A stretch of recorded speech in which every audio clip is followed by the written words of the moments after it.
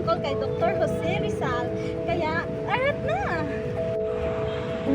Alam niyo ba, kung tayo ay nasaktan, si Dr. Jose Rizal din ay nagsaktan.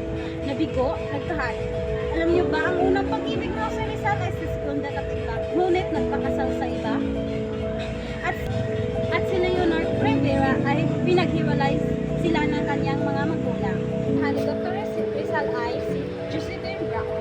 Nagkakilala sila sa Dapitan at sa Maynila sila nagpakasal pero walang opisyal na document. Ayon sa kwento, si Josephine Bracken ang huling bumisita sa kulungan kay Dr. Jose Rizal. Ang huling yakap, huling halik, huling pag-ibig bago mamatay si Dr. Rizal. Kaya kung iniwan ka, huwag kang malungkot, bayani din ka sa puso mo. Alam niyo ba, kahit isang bayani, may alagin niyang aso, kaya tara, kilalanin natin si Usman. Si Usman ay isang itim na aso, talagang alaga yun ni Dr. Rizal habang siya ay nasa Dapitan. Si Usman ay isang matapang na aso sa bantay ng kanyang tahanan. Lang siya isang aso, kaibigan din siya ni Dr. Jose Rizal. Siya ang kasama-kasama niya sa gabing tahimik sa Dapitan. Si Usman ang kasama niya habang nag-iisip o nagsusulat.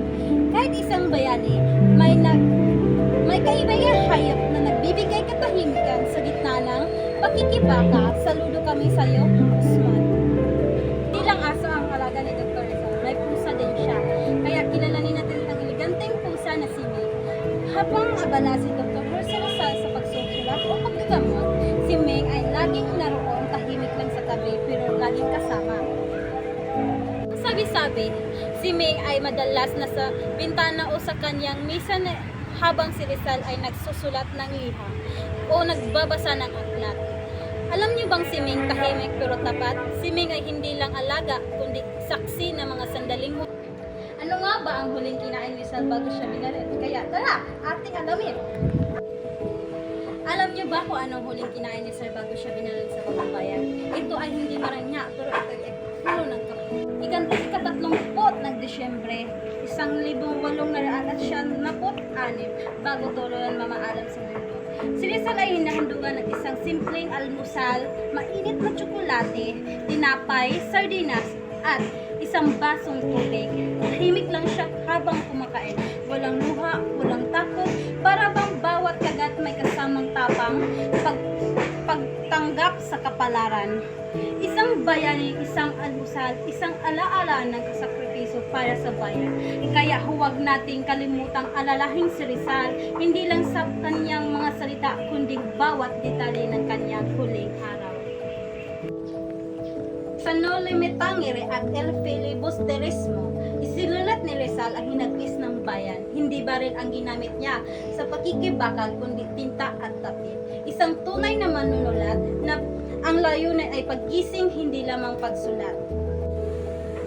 Habang nagtatago sa Dapitan, hindi lang tumitigil sa pagtuklas, nakipagpalitan siya ng liham sa mga siyentipiko sa Europa, nag-aral ng mga hayop, halaman, bituin.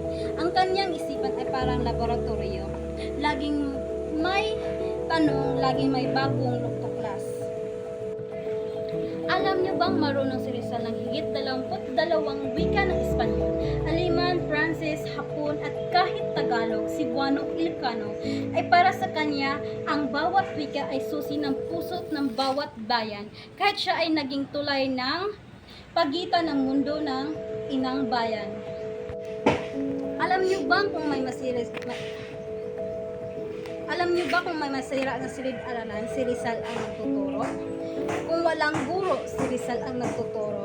Nagturo siya ng sining, agham at moralidad.